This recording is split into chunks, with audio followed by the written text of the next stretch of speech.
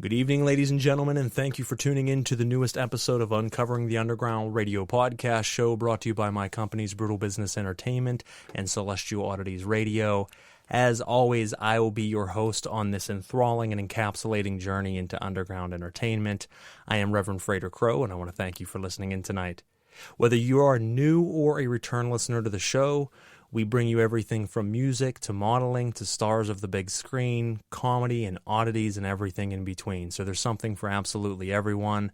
We bring you a show each and every Thursday, 8:30 to 10 p.m. Eastern Standard Time across all platforms, from iTunes to iHeartRadio, Spotify, Deezer, Spreaker, CastBox, Google Play, Amazon Podcasts, and any other streaming device in between. So don't hesitate to listen where you feel most comfortable. By clicking the like, share, and follow button, what you would do is help move us up the podcast community rankings.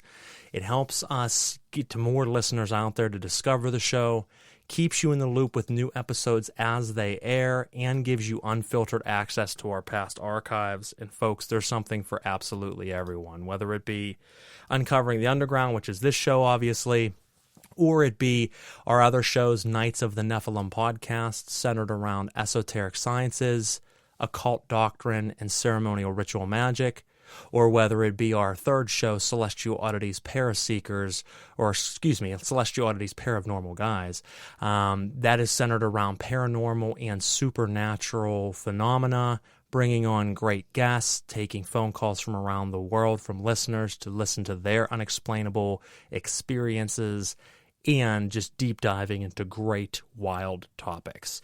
We give you the best real and raw underground entertainment that we can, and we thank you for tuning in each and every week to support that and to help us. So we've been chugging along here on Season 2 of Uncovering the Underground. Tonight is Episode 11. If you've missed any of the past episodes, please jump back and check them out, not only this season, but in all of our past episodes in our last season as well. I mean, this is Episode 70, maybe Episode 76 of Uncovering the Underground, so a lot of amazing guests along the way, and we thank you for allowing us to continue to do this week in and week out. This season, we have had so many awesome guests from Jeremy Lee Pauley, the anthropodermic bibliopagist specialist, the world-leading specialist in binding books in human skin, to Razakel, leader of the underground horrorcore movement, horrorcore queen, to just great, amazing bands like War, Angelic Desolation. We've had Natasha Sarver, the owner of Little Shop of Lilith. We have several other amazing bands coming up this season, several that I just skipped over, and it's no offense to them. There's just too many names to try to pick off the top of my head. But it has been a phenomenal season, and we still have, after tonight, 9 more additional episodes before we wrap up Season 2. So, just a lot of fun, a lot of great conversation, and we're glad that you guys can be a part of it. Now, tonight, I'm going to go ahead and tell you a little bit about the guests that we have on the show, and then we'll go ahead and jump right into it. I'm very excited to bring you these guys, let you hear what it is they do, because there's nothing else like them. So it's certainly a unique guest this evening, and that is Cthulhu Dreamt. And they are a concept project exploring themes of loss, fear, depression, and battling elements larger than ourselves. The music combines cinematic, orchestral, and hybrid synth soundscapes with various genres of metal, including djent, doom, death, and progressive metal. Beginning in 2021 with their self-titled debut album, Cthulhu Dreamt hasn't taken any time off, launching their follow-up album Liminality, which launched just a couple weeks ago in March of 2022. They continue to push the soundscape that makes up the universe of Cthulhu Dreamt Mythos. They have simultaneously been developing a fully immersive experience through developing a tabletop role-playing game with the company Action Fiction. Launching in mid-2022, this game will have a massive instrumental soundtrack created by the band themselves, Cthulhu Dreamt. So very impressive with what these guys are doing and what they will be bringing you, and I am very excited for you guys to find out about them tonight and experience who and what they are. So feel free to light up your joints and crack open some beers, kick up your feet, and lend me your ears as we dig in together and uncover the underground with Cthulhu Dreamt. How you guys doing tonight? Awesome, Doing great, man.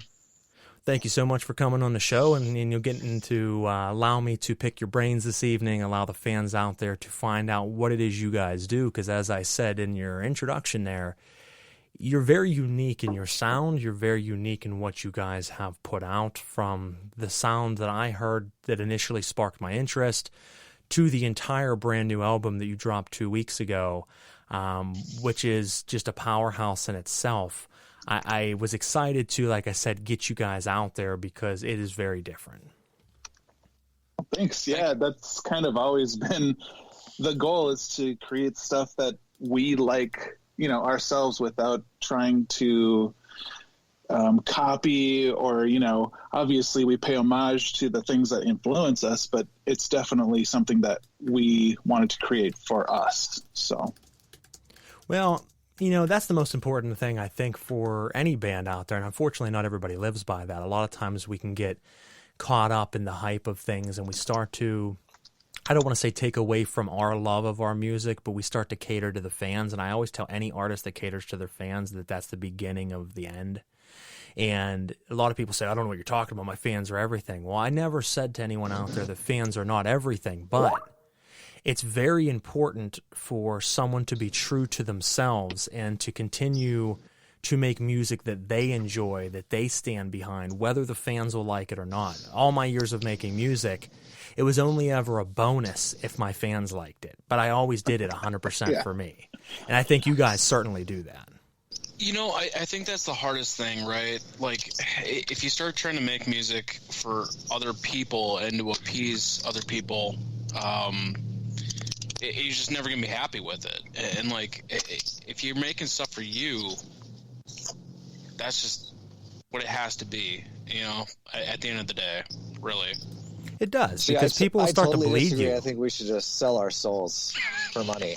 So.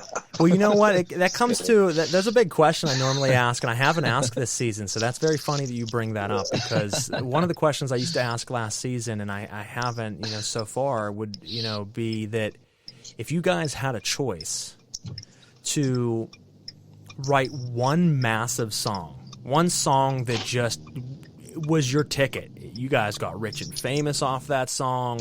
Everybody knew you guys. You got on all the festivals and shows you wanted to. That was your one-hit wonder type deal. And every other song that you wrote after that, no one gave a shit about. I mean, every song that you put out that you had heart behind, everybody's like, yeah, it's not really that good. Would you pick that? Or would you pick putting out song after song that you guys feel was an absolute hit and no one ever gave it any mind? Well, I like you really, like, if you get the one hit wonder, I mean, you can make the music that you want after that, and even if nobody likes it, you can still play, like the Rolling. I always think of the Rolling Stones, right? Like, like everyone's there. The only songs anybody wants to hear is, Can't Get No Satisfaction, and like, their big hits, but they get to keep writing albums and making music, and like, so I don't know. I think like, yeah, I don't know. That's a tricky thing, I think. But like, I would love to have an audience that could then bankroll the, like, the making the music we love stuff, Well, you brought up a very good point, though, with that. I think we should each give our answer to this. Yeah, absolutely. Go around in a circle. Tell me what you each think. Go? Yeah, sure. I mean, I would love nothing more than to live off the art I create. But because I don't have to, like, I don't need to write the one hit wonder, and be rich off of that. Like, that would be super dope. But as far as that goes, like, I'm just going to keep writing stuff that I love and hope that, maybe one or two people out there dig it as much as I do. No, I respect that. And that's why it's an important question, because you can look at it from different perspectives. You can say, hey, if we have the one-hit wonder, we do what we want, and if no one likes it, so what? But then at least we're rich. But then you have other people say, you know what? No, I don't give a shit about that, like you guys did. So it's very interesting, the different, perspectives that we can share in the same type of answer. So I respect that. Yeah, dude. Like, I come from a different perspective entirely. Like, kind of like Reed, I don't have to rely on music in order to provide for my life. But music has been the number one thing in my life for my whole life. So for me, like writing songs and trying to get like music out or trying to get a production out, it's always trying to search for that moment and that thing that to me just feels perfect. That's understandable, though. I mean, I don't know what that is. I mean, maybe I'll never reach that, but for me, it's like a journey.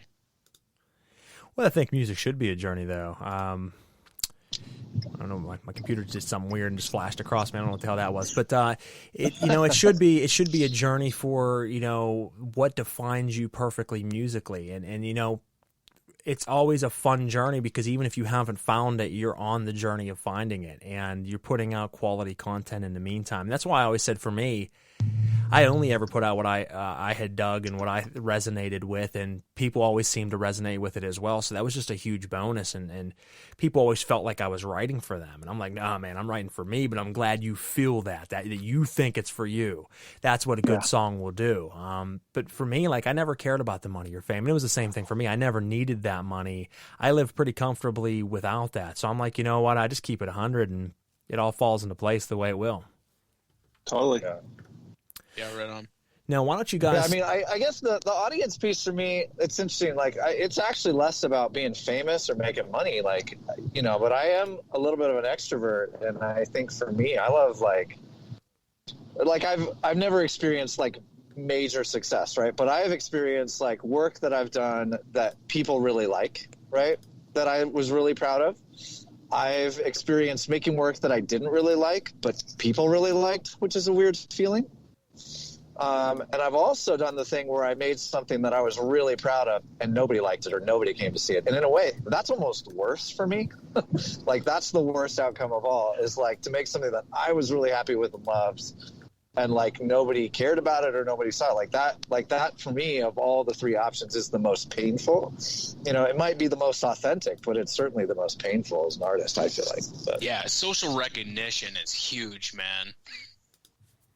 Well, I can't deny it. Artist, like, I love it. I love getting the likes.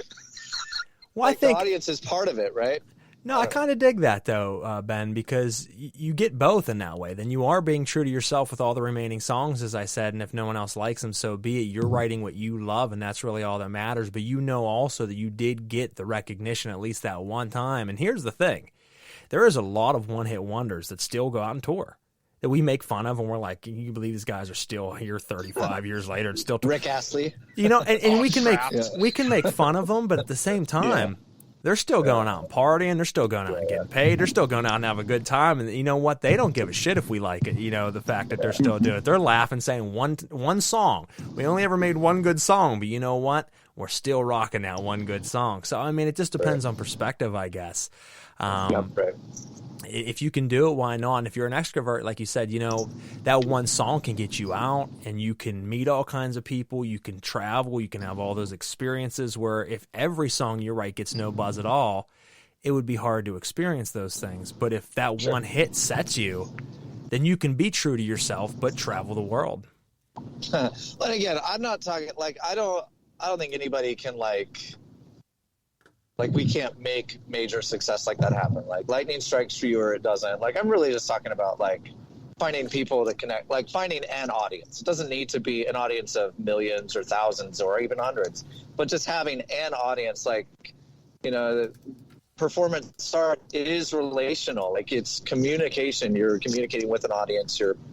That's part of the art form, and it is different now when we make art in a studio and then it just kind of goes out into the internet. We just hope somebody likes it. That's a little more unusual than going out and playing live or whatever. But I'm just talking a lot now. We can move on. I'm sorry. No, that's absolutely fine. And it actually brings me into a point you just said, with making music on the internet, kind of how you guys have set up a musical project. I would really like to dig into that a little bit and see how you guys really came together. And Reed, I would like to start with you on this one. I mean, it's always interesting to hear how a group comes together, but it's really interesting to hear how a group comes together when you're in different locations of the world and when you're making music like you guys make, because you always have to have 4 or 5, or in your guys' case, 6 people to come together in mind to create a project. But it's not often you would expect to find 6 people that want to do this project, that work fluidly together and work hard to make something like Cthulhu Dreamt, where it's just so different that you guys were able to bring. So how did that come about? I mean, was this originally the plan of what you envisioned the project being, or did it just kind of mold itself? It's transformed since it began. It's like my background is media composition, writing music for like commercials or web series or, film and stuff like that. And so I also have training in all these other things, and guitar was like the first instrument I ever learned how to play. But I had never done anything that was like rocking. And so that's kind of what I wanted to do. I wanted to do a project where I could rock. And the cool thing is I have a bunch of friends who are also really awesome musicians, and had met people through social media, and kind of took that opportunity to be like, hey, would you guys want to maybe contribute to this project and write some stuff and, send some ideas over? And that's kind of how it began, is getting all of these different guys together from all over and having them send, a riff or, an idea. And then I would take that and just kind of either develop it or take what they sent me like verbatim and arrange an entire song out of that. And that's where the first album really formed. And like Nate, I have known almost all my life. We grew up in the same small town in North Dakota together. And the weird thing was I saw him jogging in Minnesota, like past the house, and I was like, oh, dude, how are you doing? And we just were talking, and I like had known that Nate went to school for audio production and engineering, and I was like, hey, we're about to start this little project. You want to dust off the old cobwebs and maybe do some engineering? And he's like, okay. And so that's kind of like how Nate got on board. And then, that was for the first project, and, that one like went by fast. And then like, I have so much personally invested in this project just for like, we'll get into this later, like the development of the world and the mythos of the world of Cthulhu Dreamt. But like, as soon as the first album came out, I had already started writing for the second album. And I think like within 30 days of the first album being released, I think I had 25 like riffs or song starters, and like the other guys had sent riffs as well. And I had made another friend in England who was like, hey, can I send you something? I was like, yeah, of course, man, send me something. And so that's kind of how Chris got on board with the project. And now Ben is been a really long time friend of mine also. We went to music school together, and he's helping me with a lot of the music for the next thing that Cthulhu Dreamt is going to be releasing, and we can talk about that later. But yeah, it's just like, it's really it's more of like a creative collective than it is a band, because up to now we've never played live. Like it's a concept project, but we have the friends locally where we could put on a show when we decide to make that happen. No, and that's interesting. And you hear that in your guys' music, that most of you guys have classical training or schooled training in what you do. And I mean, that was prevalent from the second I came across you guys and listened. without actually asking or knowing that, I was like, you know what, these guys went to school for it. These guys are producers. They're doing this on more than just we decided to make a project together. You guys had background in doing this. So as you said, you came across Nathan jogging past your house, and he already was doing some production, and you said, hey, you know, do you want to get in a project together? That makes sense that he was already doing that. That makes sense that you do as a job make production for your job, that Ben had gone to school with you. All of you guys had that as a focus because you hear that in the music. Yeah, so this is an interesting thing. So, like Reed said, he and I grew up together. I was best friends with his brother. And Reed, me, and Ben have all lived in Portland, Oregon, roughly around the same time frame, but we had no clue that we were all there together. And then we all end up in Minnesota, living a couple miles from each other. And, we all have this musical background, and we're trying to put these projects together, and we're trying to build this, this musical library of story and storytelling and in the way that we want to. And it's been fantastic. But, where it comes in is every single person in this project has a little bit different area that they come from, like from a musical background and what they want to bring into the project and what their experiences are or the genres that they're into. And we try to write each song like with a tilt towards whatever that genre is that the person's bringing to the table for that riff or that musical motif. And it's really kind of neat. I mean, that's why all of a sudden you get it's not just a combination of genres. It's like certain songs are very genre specific or subgenre specific. And you catch that in that. I mean, I noticed, so I think first off, kudos on the new album, which we'll talk about in a moment. But I mean, when you listen to the new album, there are genre specific or subgenre specific songs, but then there's moments where it just takes you. Like you're listening to something, you're like, all right, and then left field, pat. It just cracks you in the face, and you're like, where the hell did that come from? It's not often that you get a spaghetti western with a djent leaning. It's just, and I don't mean this in a way that it's bad. It's all over the place, but it's orchestrated. It's orchestrated and organized chaos. And what else would you expect from the Cthulhu's mythos and from something related to that? And we actually have a comment that just came in, a few comments. One said, music of the elder gods themselves. And that's it, Anthony. So if you're listening out there, brother, which obviously you are, stick around. I think you'll love these guys' music if you haven't checked it out already. But no, I mean, when you listen to the new album, the first track, you're getting into it, like the intro, and you're like, all right. And then that first track slaps you. You don't really expect it to come in the way that it does. And then when it comes in, you're like, all right. And then the second one kind of just takes you completely different than that. And I'm like, I don't know where these guys are taking me right now, but I'm digging it.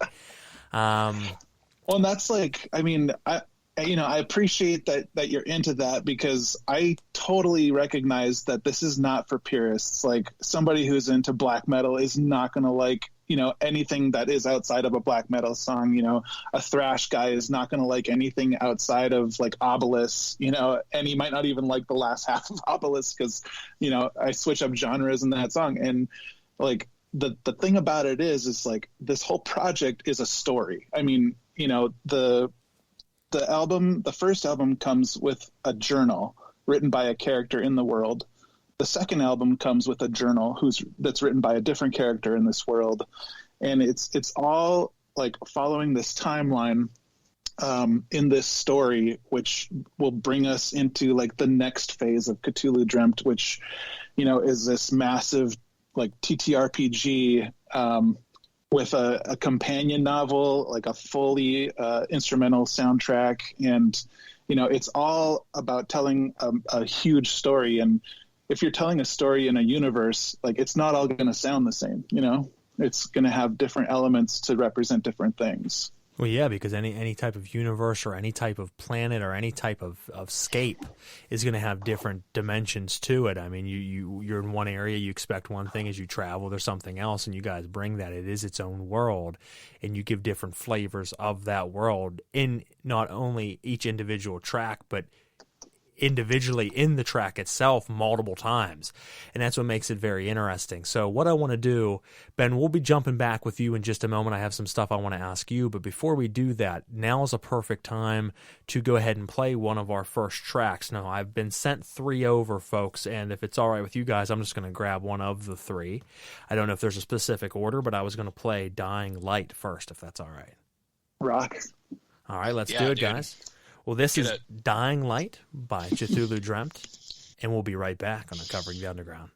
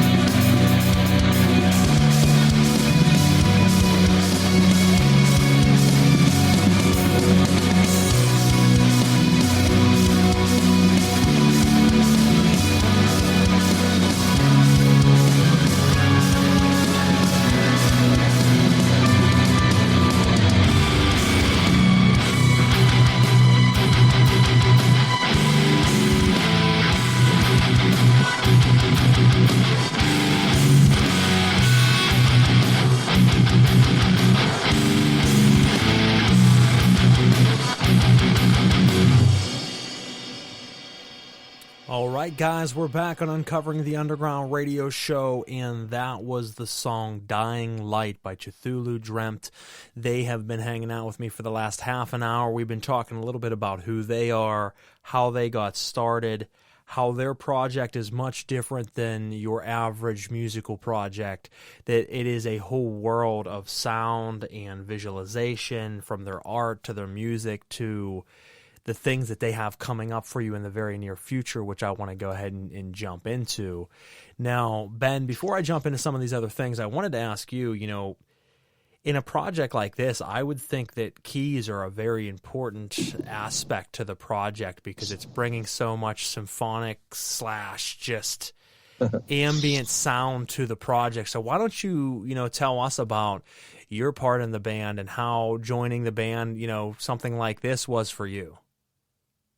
Well, so one of Reed's best kept secrets is that he is actually also a keys player. So I'm gonna hand this back over to Reed pretty quickly because he actually does a lot of the synth programming for us. But I think that my role was I definitely came in and tried to make the keys look cool in a music video. That was one of my first tasks as the keys player. I don't know if I succeeded at that or not, but and then I think also actually my other role, like musical role, isn't so much programming keys for the band, but I do a lot of the writing for the upcoming orchestral soundtrack that we're working on. And then I have a role outside of keys, which is working on kind of the storytelling side. So when it comes to the actual keys and synth programming of Cthulhu Dreamt, which I think is pretty astounding, I'm actually going to hand that back off to Reed. Reed, you want to talk about that a little bit?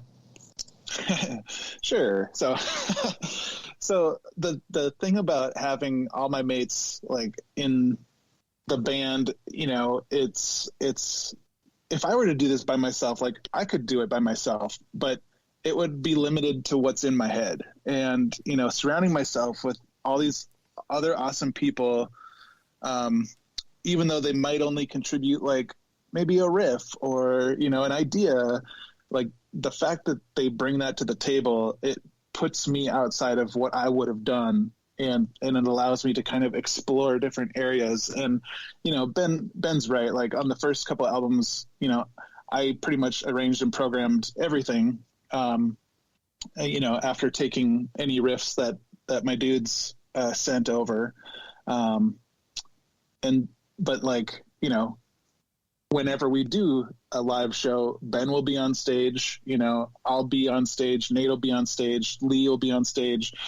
And if Jake can make the flight from Utah, he'll be there. But yeah, we'll probably have to find, one or two other people locally to put it up. But yeah, Ben's contribution also comes with writing story elements. And like he said, for the upcoming soundtrack for the TTRPG, we have gone kind of all out in a big way. Like not only will there be the band stuff, there will be like cinematic type movie cues and fully orchestrated orchestral cues that we've had different orchestras around the world been, recording over the last few months. And, Ben has written a lot of that music also. So, it's definitely not a one-man show, but, I do a lot of the lifting.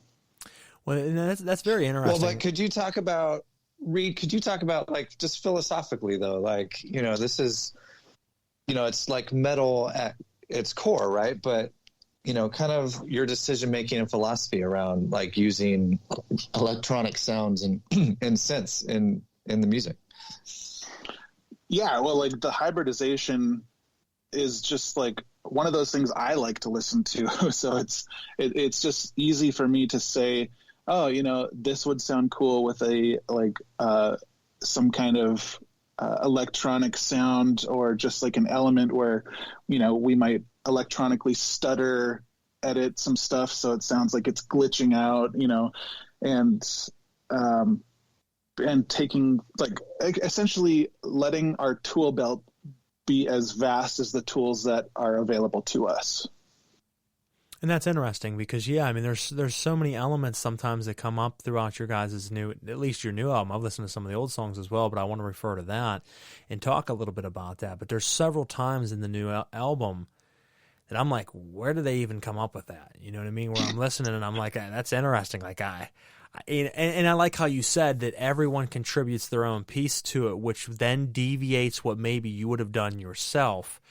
And that's an important thing because once you have that thrown in the road, it changes your direction a little bit. And when it changes, that's what really brings it together and makes it a whole project that you guys are doing. And I hear that several times throughout the project. I'm like, well, that was an interesting take. And I almost feel like, was that a separate mind that jumped in there? Or, what was that? So, Nathan, why don't you jump in with your input on that of how this has come together with the different elements and how you guys kind of formulate that? So I kind of want to jump in here because the first album, right, like I kind of was pointing out earlier, like based on the members that we had really contributing, you got the different genre, right? You got the different genre input. You got like some black metal influence. You got some death metal influence. You got a little djent, whatever you want to go into. And when we hit album 2 and we started writing this back in February of, well, maybe end of January 2021, we had a lot of talks about like some of the riffs that we started putting together, and it sparks ideas. Am I cutting out? No, I hear you fine. Okay. To me, it sounds like it's just cutting out. So, anyways, when we started writing the second album, we started shipping riffs back and forth, and a lot of the songs started like coming up, and there was a kind of a punk rock, alt rock theme that started emerging, right? And to me, it was reminiscent of like mid 2000s, like Alkaline Trio, early Tool. There was a lot of influences kind of in that mid 2000s range, and it just kept evolving. And the more that we wrote, like I was kind of like, yeah, we got these big singy choruses, we got these hooks, and it just kept reminding me of like punk music. And it just evolved from there. And like we kept trying to put like our spin on it. And like the first album, we had a couple songs. I was like, man, that kind of sounds like Incubus. And like there's like here's a song that kind of reaches out and it sounds like, we got some Behemoth sounds. But when we started writing the second album, we're just like, yeah, you know what? We like bands like we're all into Tool, we're all into Animals as Leaders, we're all into Alkaline Trio was cool, like Finger 11 was cool back in the day before they got popular. But it's what it reminded me of, and the more that we started like writing this stuff, like the song structures kind of took on the same structure, even if we were doing heavier music. When you said something important there, is it can happen in a few different ways. So I think what you're really getting at is your first album and your first several songs, you guys hadn't fully found yourselves yet, though it was good songs. It took a little bit to find yourself, and the pieces started falling and some kind of fell away, but as you said, it kind of evolved more and came together. And that happens. Sometimes a band doesn't find itself till the second album, till the third album. Sometimes it's the opposite. Sometimes the very first debut album, the band has found itself, and then after that album, they start shifting away, and you hear that they don't sound like they used to. And then they kind of get further and further away, that they're not really in the same zone anymore. And listening to your guys' older music, and listening to the new album, I noticed that myself, that I'm like, man, these guys really came all out on this new album. I liked your music. That's what caught my attention. I hadn't heard the new album yet. And it was probably a week ago. I didn't get it the night it came out or anything, but about a week or so ago, I had plugged in the earphones as I went to sleep, and I didn't sleep yet, but I mean, I plugged it in before I went to sleep and laid there, and I do that a lot with albums. I really like try to absorb it, and then I sleep on it. And I did that 2 nights in a row with your guys' album and listened to the full thing from start to finish, and I'm like, man, these guys, something happened from your last project to this project. There's a cohesiveness. Yes. That's the only way I can put it. No, that's perfect. I listen back to our own stuff, and especially being like the person sitting at the production table, you know, trying to make this, like the songs that Reed and Ben and everybody else writes, whether I have an input on it or not, and trying to make it sound as good as I can, like having to listen back to it ad nauseum and then all of a sudden, like, listen back to it and, like, you know what, there is a cohesion there, and there is a progression, and I'm really proud with what we put out. Well, you have the gift and the curse, Nate, because you have to listen to the music as an engineer, and then you have to listen to it as a member of the band or fan of the band, because as someone who's an engineer and you're working it, you hate it. You love it, but you hate it because you listen to it over and over and over again to the point where you're like, if I hear this riff one more time, I'm going to burn my own house down with me in it. Yeah, there's days. And then it's finally done and you can listen back to it as a full song, and you're like, wow, man, that's dope. You have those two different ears. You got to step away from it. You got to step away from it. You can't listen to it all the time. Yeah, well, the thing is, you have to step away from it for a couple of reasons. You step away from it for your sanity, but you step away from it for the quality of the product, because if you just sit there and say, I'm pounding it out no matter what today, it's done today, you might not be in the right headspace to finish that track. And if you push yourself through it, you're not doing yourself a justice or your guys a justice. Sometimes you just have to walk away and say, I'll revisit this in 2 days. I'm done. I'm not doing it today. And I don't envy you whatsoever as an engineer in general, and don't envy you as a engineer for this project, because I couldn't imagine trying to work down all the different stem files and everything that you guys do as a package. I'm not an engineer, but I mean, I know engineering, and I would not want to be a part of it. I will say this, the variety that we have with, you know, all the different instrumentation, the different synths that we have, the keyboard parts, just the vast variety of instrumentation that we have going on in each track, it's engaging. Well, and that's what I think that would be the good part. I mean, so you look at it like, man, that'd be a lot of stuff to have to try to juggle, but at the same time, maybe that keeps it fresh. Like you just said, maybe that keeps it interesting and keeps you hooked. Because if it is just simply guitar, or just simply guitar and drums, maybe you would lose as much of an appeal to it. Whereas you're bringing in synths, you're bringing in all kinds of effect sounds, and it adds that variety that you can kind of focus on that part for a little while, and then this part, and kind of brings it all together. That's why I could never be an engineer, brother. I tried it at one point in time. I was like, you know what? I thought I was cool. I was like, you know what? I'm going to start doing all my own stuff at my house. I'm just going to engineer my own music, you know, screw going to a studio. I can do this. Well, no, I've learned very quickly. Nope, I can't. There's been several of those moments throughout life. At one point in time, I thought I could be a DJ, and I bought turntables. That was a bad idea. You know, let me tell you, folks, if you're listening out there and you look at someone DJing, and I'm talking actually DJing with turntables and scratching and killing it, it is brutal. And it takes a certain type of person to do that. And I'm like, I can do this. And I bought a really nice set of turntables. A lot of money. Nope, I couldn't. So for anybody out there on turntables killing it, kudos to you, because all day long, not me. Nowadays, you turn on Twitch and everybody with a turntable has got like 500 followers all day. You know, and the thing is, there really isn't a whole lot of really good DJs, though. I mean, there's a lot of people who play, you know, they DJ music, but I mean, it's not too often I come across a straight-up killer DJ where they're just chomping it.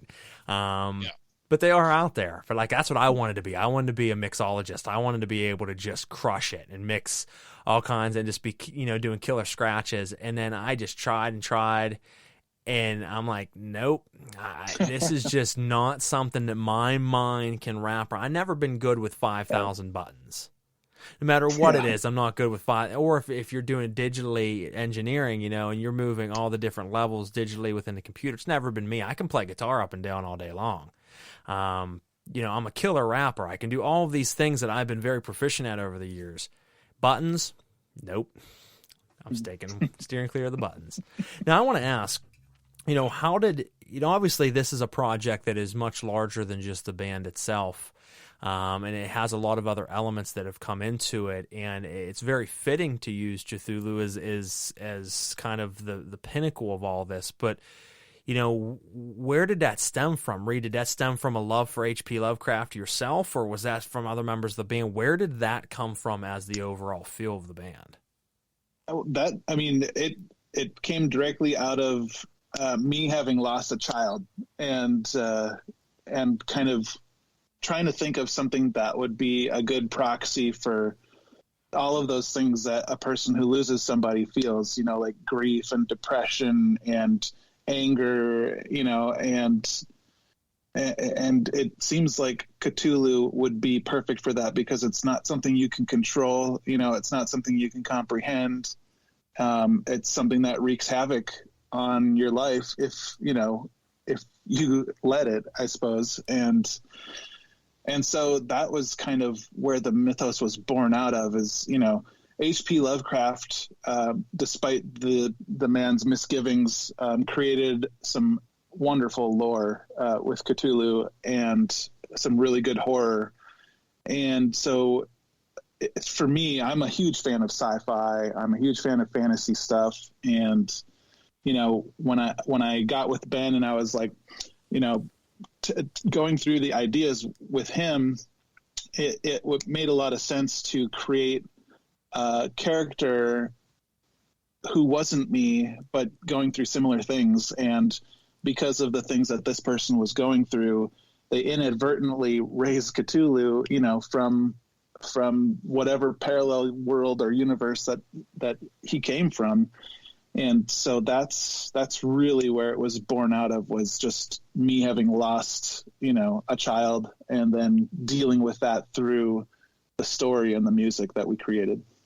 Well, you've done an awesome job on that, and first and foremost, I'd like to extend my condolences. But you've taken something, so hard and been able to turn it into something so vast, and it's, like I said, not just a project. It has become a world. As you said, you got the tabletop game coming out. You have other things that I know. I can see all your guys' faces, and there's hidden information in there that you're not sharing with all of us yet. I'm sure there's a lot of things that will be spilling out from you guys in the future that people are going to be like, well, what the hell are these guys?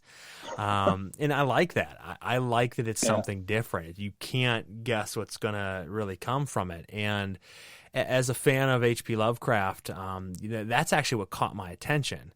I seen the art, one of your guys' arts. I don't remember which piece it was, and I seen the name. And a lot of times it's because I'm looking up bands and I find bands just because I'm searching. I don't remember what the hell I was doing. I think I actually was doing something revolving around Lovecraftian mythos, and somehow you guys popped up, and I didn't realize at first it was a band, and then I clicked on it, and it's like, check their music out now, and I'm like, oh shit, it's a band. Okay. I was like, that's not, I thought it was like somebody writing like side mythos stories or something. Yeah. And then I clicked on it, I started listening, and my first impression, and like I said, I never like to compare a band to other bands because sometimes that can be offensive, and I don't ever mean it that way. Because with my hip hop, I did very well in the hip hop world for a long time, but I would always have people be like, man, you remind me of so-and-so or so, and they always meant it in a good way.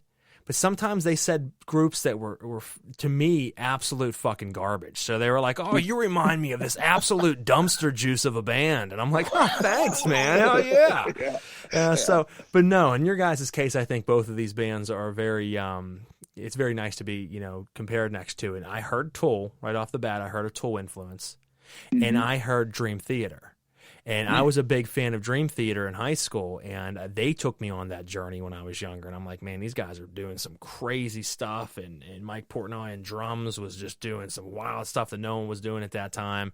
So as soon as I heard you guys, that's the instant feel I got, is, man, this is Dream Theater and Tool mixed with some crazy fucking, like, background of a movie. I feel like we're about to go to battle. It just took me on this journey, and I think it was the next day. I'm like, I got to get these guys on the show. I was like, just because I have a lot of amazing talent on this show, and I'm like, these guys need to be a part of that. And second, it's just so incredibly different than everything else I've had on the show. So thank you guys for what it is that you do, because it is interesting. I think it's important. I think it's bringing something that a lot of people haven't heard and need to hear.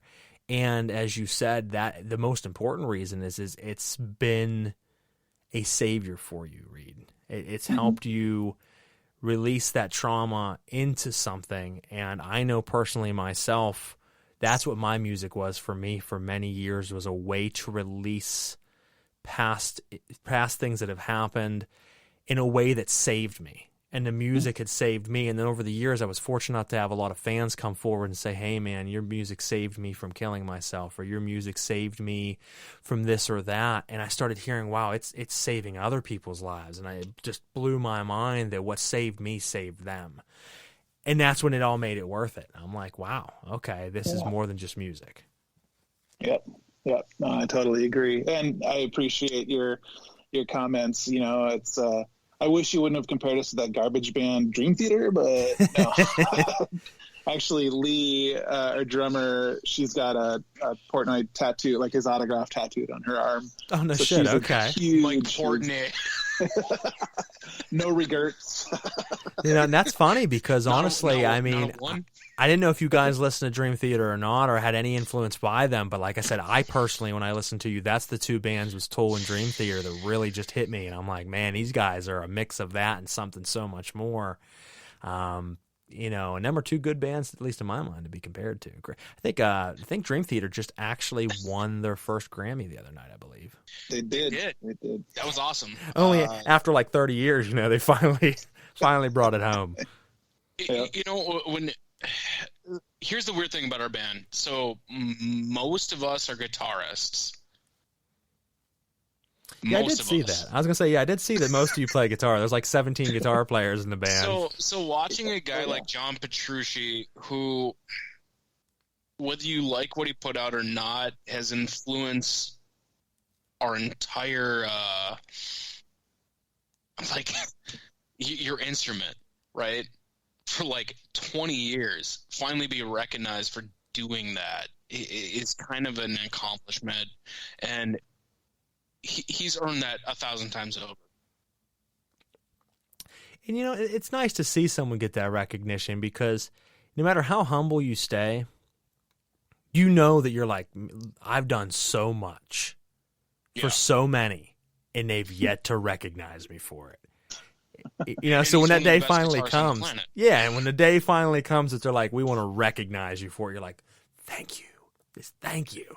I don't want to gloat. I don't want to be the douchey guy that's like, I'm the best, but you're like, finally, I've earned my respect. And I think that's important, is you don't have to be the guy that gloats about it, but it is nice for someone to step forward and say, hey, man, you deserve this. Absolutely. Yeah. He's like, I already got the millions of dollars, but, thanks for the kudos. Yeah, sometimes people care more about the title than the money. I mean, some people don't care about the promotion at work for the money. Some people care about it to be able to go around and say, hey, I am the AVP now, or I'm the VP. They don't give a shit about the money. Other people are like, you keep your fucking title. I want the money. Just give me the money. I don't. You can call me anything you want. Just pay me. So once again, it's about those mindsets. So, very interesting. But easy with that, though, man. People will just give you an upgraded title and not pay you more. That's it. Hey, man, we're going to give you like $300 more a year, and we're going to give you this title that's going to make you work about 6 times harder. Exactly. Like, I'll pass. No, thank you. I'll stay exactly where I'm at. Welcome to corporate America. That's it, man. That's how it goes. And we got some people sending over some thumbs and some other things in the comments, so people are certainly liking what they've heard so far. And actually, that probably brings us to a point where we should probably play the second song. Where are we at here? Awesome. Pretty close. Ben, I'm going to let you pick. I've been I haven't jumped back to you in the last couple of minutes. Why don't you tell us which of the next two songs you would like to hear? I have 56 and 2, and I have Obelisk. Let's do 56 and 2. All right. Well, folks, we are going to play the track 56 and 2, and this is by Cthulhu Dreamt here on Uncovering the Underground. We'll be right back after this.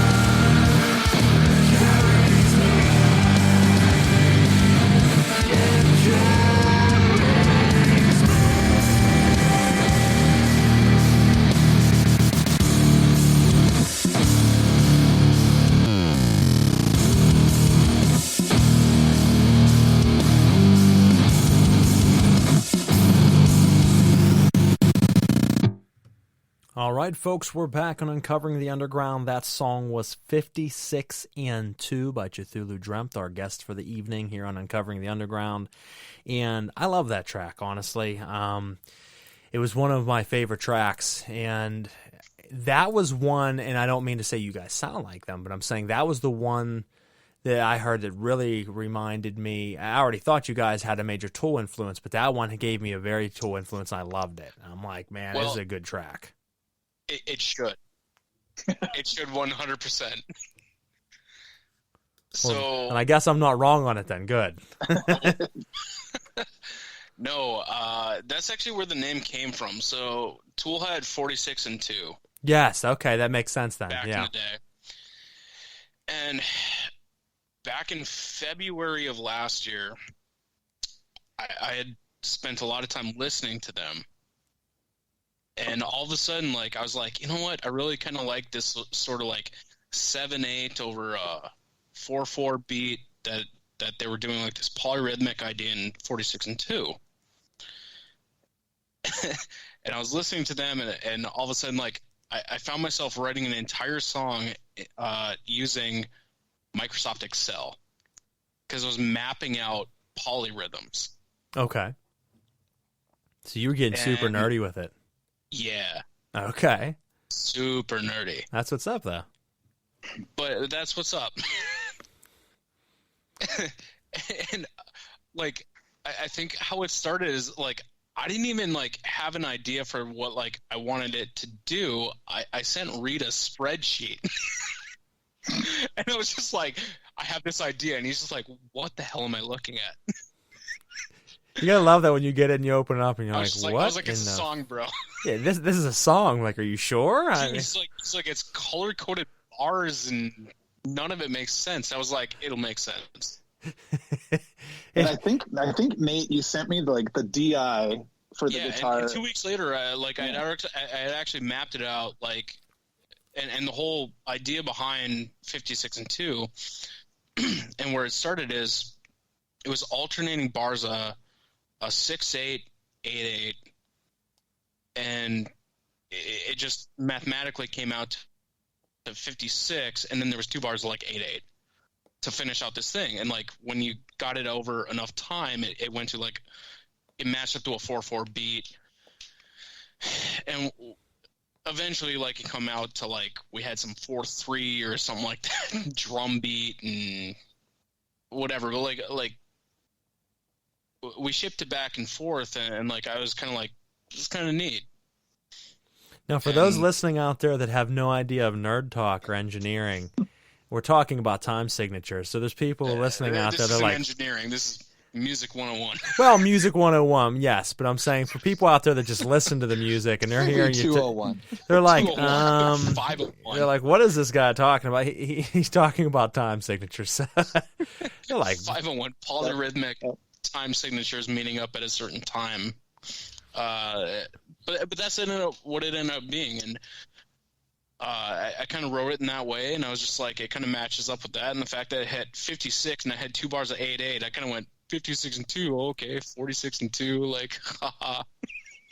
No, that's kind of cool though. I mean, I didn't even think about that. It sounded like Tool when it gave me the Tool feel, and as soon as you just said the name, I'm like, that's right, they did have it. Okay, and I'm like, no, that makes sense. So entirely intentional. You know, and real quick side note, just to Maynard, I mean, what a genius that he is. Kind of weirds me out. Sometimes when you're watching, so like I have seen Pucifer and I have seen A Perfect Circle, I don't even know how many times, like 15 times. I've only seen Tool once. And just the way that it worked out. And they were amazing live. They were also like, I couldn't quite take it. Like they played for like 2 hours or so. When I was like an hour and 15 in, I'm like, all right, I'm done. I'm done. Should I leave? I'm like, they're the headliner right now. I'm like, I don't really want to seem like the weird guy who's going to walk out during Tool, but I'm like, my brain just can't take anymore. And let me get this out there. I had seen Pucifer, Perfect Circle, and Tool all in the same weekend at the same festival. Oh, wow. So it was like I had my limit of Maynard at that point. Sure. And I'm like, all right, dude, I'm done with you. Like you're getting too deep into some wild stuff. The show for Tool was amazing. I mean, there are videos in the background, and if I was still back in my younger acid tripping days, I mean, I would have went in. I mean, I would have went on a journey that I would have never came back from. But instead, I left. but that's the thing, right? Like, how you interpret, you know, your perception of like events can be vastly changed by your current mental state, right? Yes. And I've been to Tool shows that have been sober, and they were fine. And I've been there, and it's been weird. Yeah, it does get weird. I mean, that's the thing is you would think like if you're there messed up, it would get weird. No, I think if you're there completely sober and you're at a certain level of sober and you're watching Tool, you're like, this is too much for me. It does a backwards thing to you. You're like, no, I need to be messed up for this. You know, but they are phenomenal, an absolutely amazing band and a genius of a front man and lyricist and just mega force that he is. But like I said, I don't know, it did something to me. For some reason, something just kind of clicked like halfway through the show. I'm like, I need to get out of here now. It was like, you know, like I was looking for the exit plan. I'm like, how do I get out of here? How do I get out of here? And I don't know why. And I've reflected back on that a couple times. I'm like, what made me do that? It triggered something in my mind. It was weird because I don't leave shows usually. Maybe a song or two before the end. No, this was like halfway through the set. I'm like, get me out now. Or if it was an epic weekend, like you say, I can understand how it would just be too much. And it's like, okay, I need just a break. It was like 100 some bands over an entire weekend and like just 15 hours at a time of nonstop music. And it's like, the older I get, and I'm not old by any means, but the older I get, the harder I have a time, you know, the harder time I have doing that. Like you get to hour like 12 and you're like, oh my God. You know what I mean? Because I used to live for that, but now festivals are just like, can I make it through the weekend? To cut it short and get back to your point, I mean, 56 and 2, 100% tribute to Tool. I began writing a riff, and Reed and I just hammered into oblivion until we were like, it's a Tool song. Hey, that's okay, though, and I think it came out very well. So, you know, kudos to you guys. Thank you. Now, why don't we talk about the tabletop role-playing game that we're working on, and you guys are working on. I would love to hear more about this, how this came out of you guys. I mean, obviously the music is one thing, but where did this stem from, and what can we expect with it? Well, this, you know, by just through relationship, a company that I worked for doing some music for some of their releases, I've become friends with one of their owners, and, you know, we were talking, and I was kind of asking him for advice on Kickstarter and how something like that would work, because, you know, I've got a number of other projects with my studio where, you know, it's multimedia, you know, there might be a comic book or, you know, with some physical music that goes along with it. And, you know, everything we work on is kind of an experience, but it gets to be tough when you're paying for most of it out of pocket. So it's like how figuring out the hurdles to something like crowdfunding. And, you know, we were talking about it, and he was like, you know, have you thought about making a game out of Cthulhu Dreamt? And I was like, well, now that you mention it, yeah, let's do that. And he's like, oh yeah, okay, let's do that. And so it just kind of, you know, bloomed out of that. And so it's basically, as soon as we wrapped the tracking and everything for Liminality, I essentially started working on music for the soundtrack, and the game is being written right now by the game company, which is called Action Fiction. So they're working on the game portion of it. For me, my studio's portion, Ben and I are working on the music portion of the soundtrack, as well as, you know, we've got a companion novel that goes with that. But yeah, Ben can talk a little bit about maybe his experience writing some of the music, because it's more than just the band stuff. Well, I'm glad you segued into that, because I was actually just about to ask Ben his part in the music portion of the game, so that's perfect. Why don't you tell us a little bit, Ben, how it was to write to something like an RPG tabletop game? I mean, that's not a normal project when someone's like, hey, I want you to make music to this. I don't know that anything Reed and I do is normal, so that's like, I don't know, that's not that scary to me. But I think that, like, yeah, this so the game, it's actually, I don't think it's that difficult to picture, right? Like, if you've ever been into strategy games, even, like, I haven't done as many tabletop RPGs as I've done just like really nerdy strategy games, and that can take, you know, between 2 and 5 hours to play. And I always have a soundtrack on, you know. If we're playing Axis and Allies, like, it's a certain kind of music. If we're playing Lord of the Rings, it's different, you know. Playing Risk, it's something else. So I think that, like, it's really not that hard to picture. Like, what you'd want out of that experience, or what, like, the kind of musical material you'd want. And so when they said they were making the tabletop RPG, we just kind of started asking questions like, all right, well, what are some of the environments that are going to be in this game? Like what kind of environmental set dressing or like mood music do we need for, this location or that location? For example, one of the locations is this disabled battleship that's just floating on the ocean, and it's just a very creepy place. It's very near where Cthulhu appeared, and there's like lots of weird cosmic events going on inside this ship, and so that's one of the places that we created music for. And then they asked another question we would ask: are there any big cinematic moments in this experience, this tabletop experience that you're building? Because if there are, we'd want to build cinematic tracks, like something that really tells the story. So there's kind of two different kinds of music in it. There's music that just is kind of in the background, like kind of staying out of the way and just providing that layer as you're playing the game. And then there's music that is supposed to be triggered during specific events, that or is at least maybe that's like too specific, but it's certainly inspired by specific events within the story. And I've worked on a few of both, and so has Reed, and we're kind of like creating that sound together. And it's a blend of orchestral music and also, all the other Cthulhu music. I mean, it's Cthulhu Dreamt music. So it's not divorced from the band. It's not like something completely other. It's kind of building on that foundation and just adding, okay, well, if we have Cthulhu Dreamt at the core, what happens if an orchestra gets thrown into that, and how would we use that to tell this story? Okay. No, that's really cool. And you said it. I mean, when you're playing a strategy game, you're usually putting something on in the background as far as your own soundtrack.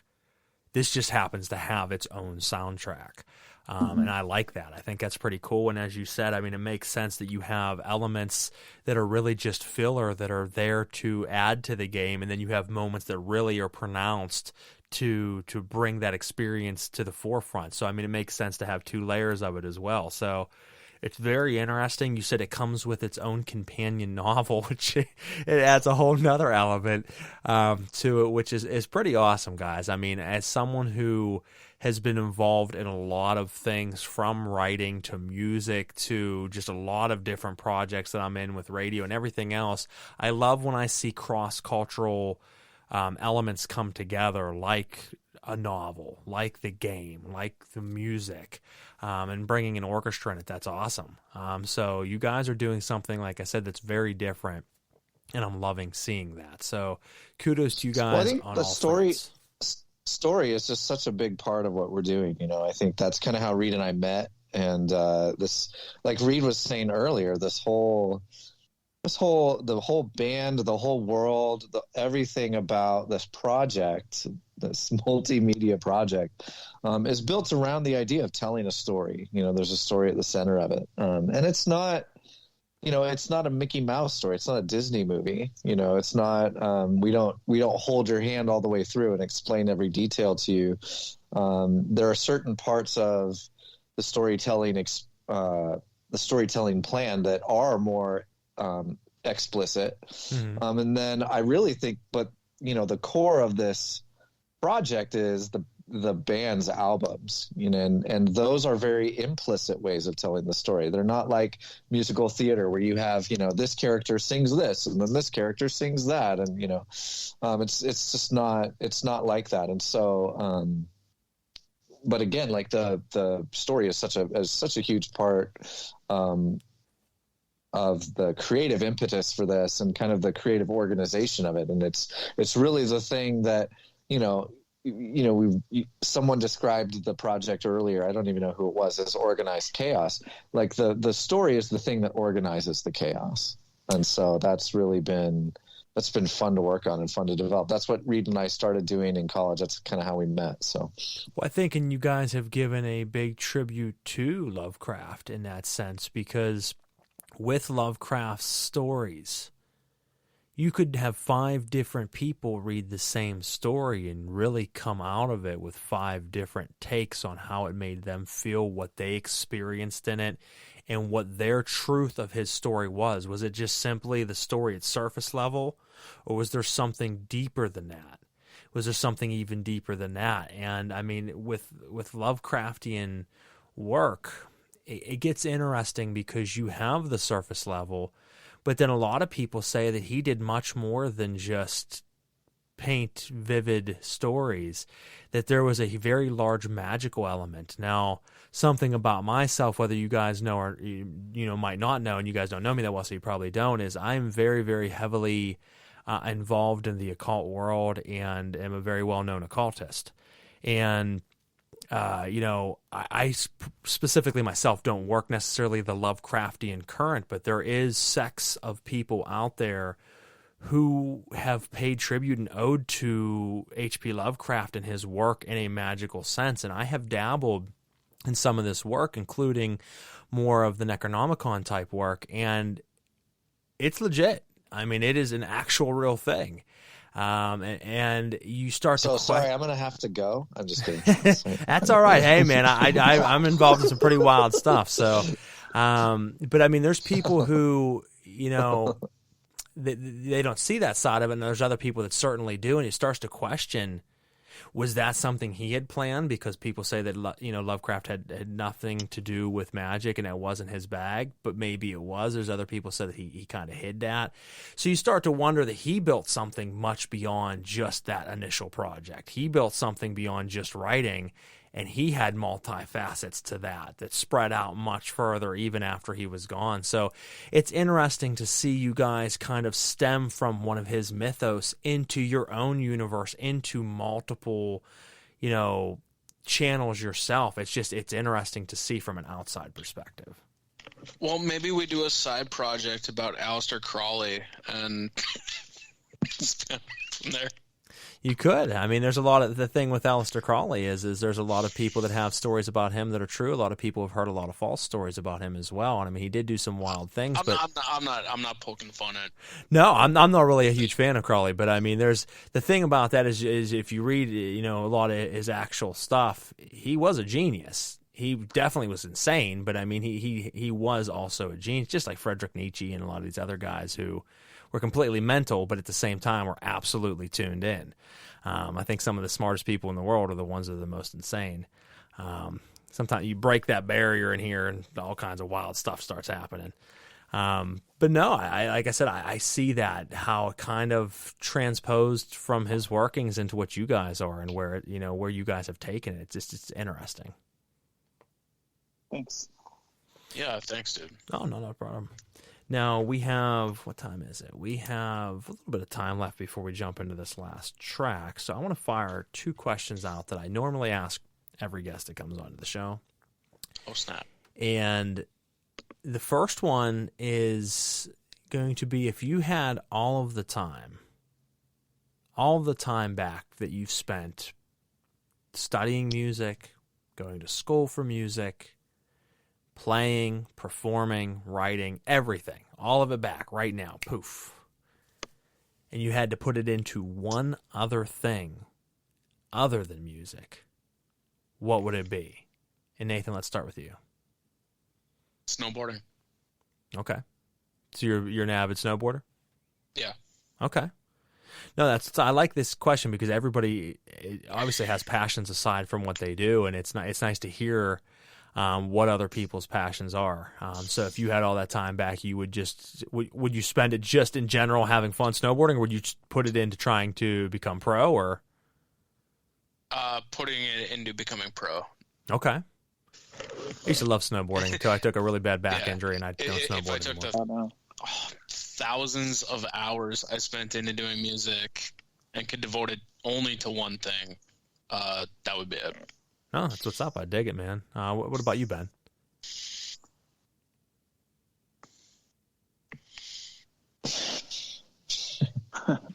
Easy question. cannot It's a answer hard that question.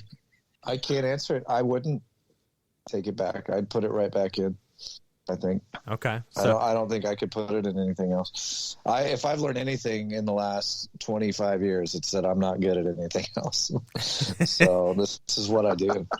I tell stories and I write music. Okay. That's what I do. I dig that as well. And you say, you know what? I can't do anything else at all, so I'm just staying in this realm. Screw this question. What about you, Reed?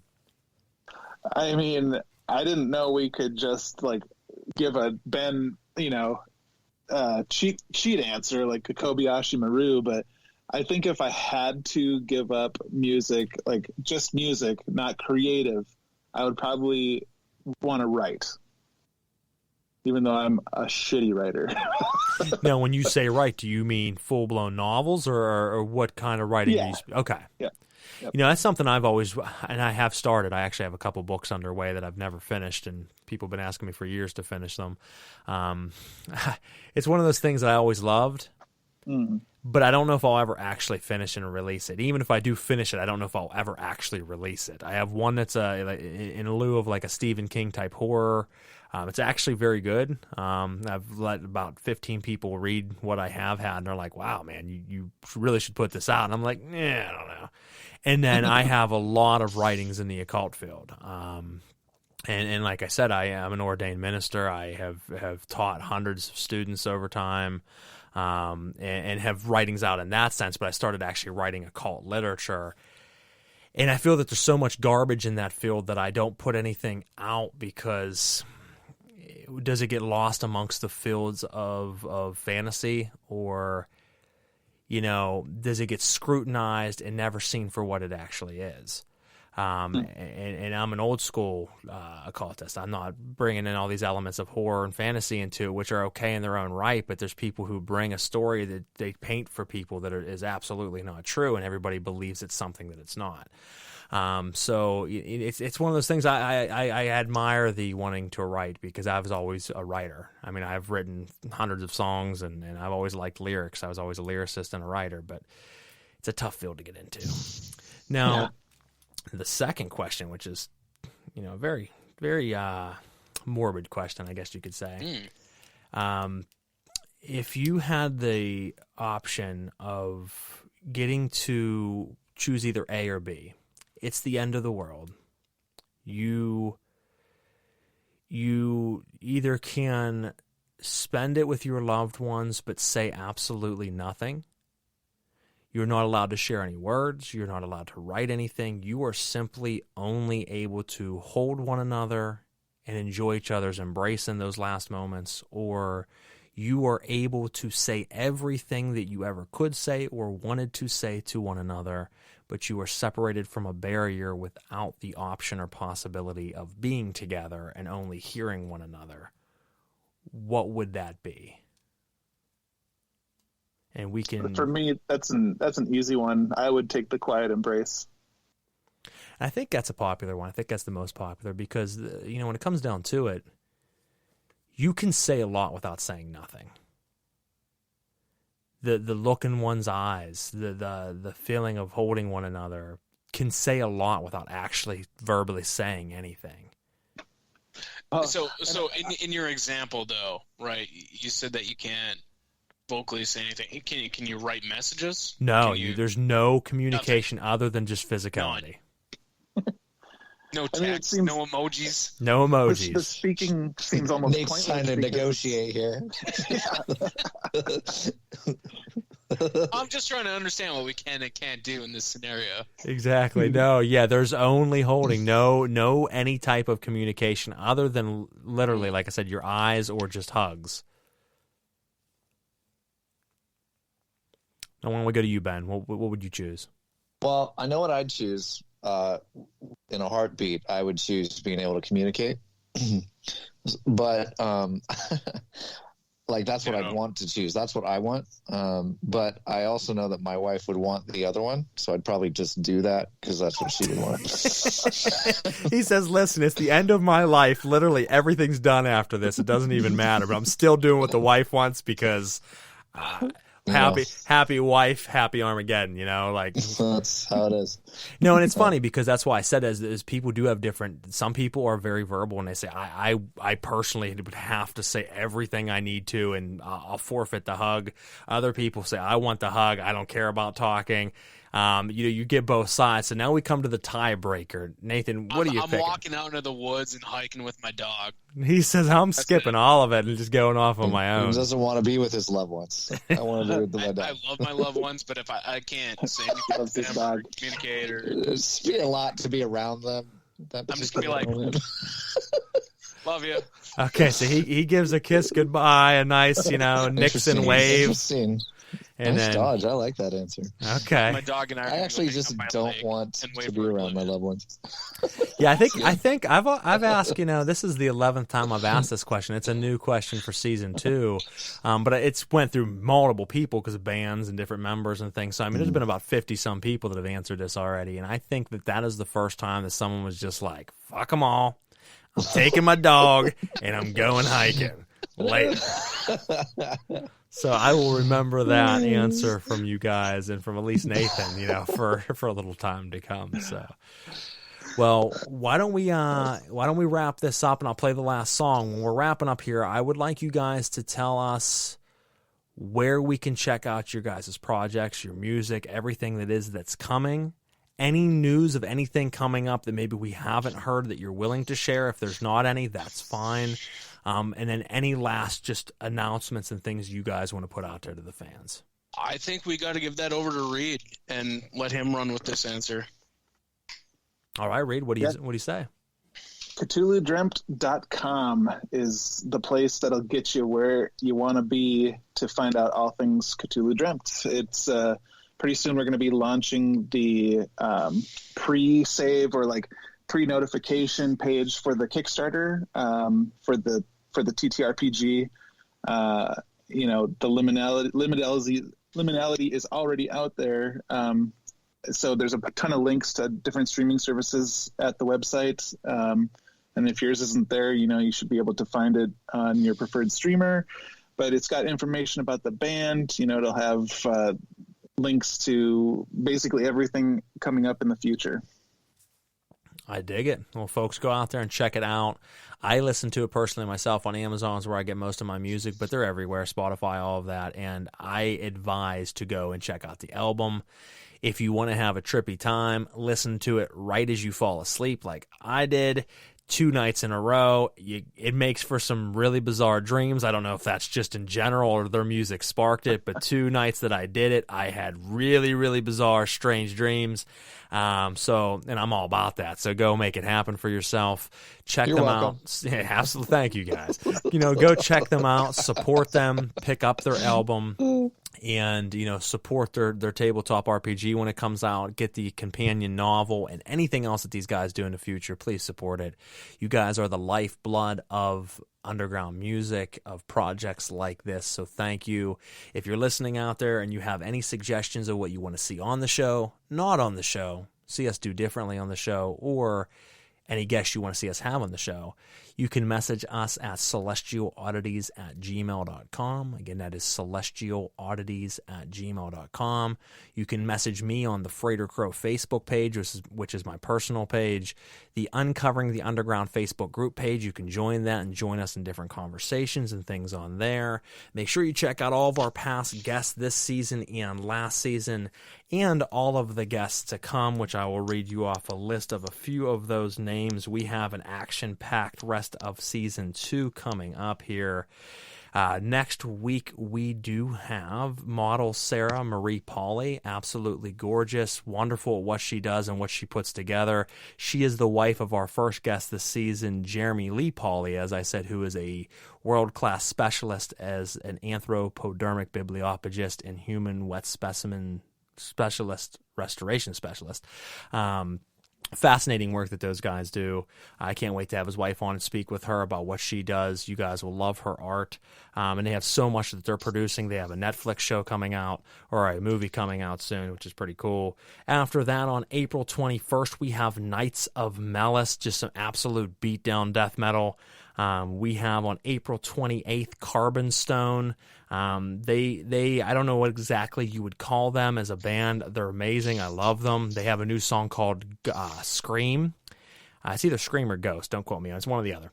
And it is it's one of those songs you hear, you just can't get it out of your head. But it's a good song. It just eats into your brain. You can't get rid of it. After that, May 5th, we have model Miss Red. She is all over the place right now, traveling the country and doing great, amazing shoots. We have Era Cabra on May 12th, The Fall of Me on May 19th, and comedian Lauren Petrie on May 26th. Then June 9th, we have the Renaissance Rock Orchestra coming on, which will be pretty dope. June 23rd is our season finale. I haven't announced that guest. It is a special guest as of right now, but we will be announcing it soon, so stick around for that. And other than that, folks, thank you so much for listening in tonight. And we have one last song for you guys. But before I jump into that, I do want to thank you, gentlemen, for coming on this evening, hanging out with me, speaking, letting us know who you are, and sharing your guys' vision and wonderful project. Thank you, sir. Thanks for having us. For having us. Oh, not a problem. Well, folks, this is Obelisk from Cthulhu Dreamt on Uncovering the Underground. We'll catch you next week. Take care. Thanks, man.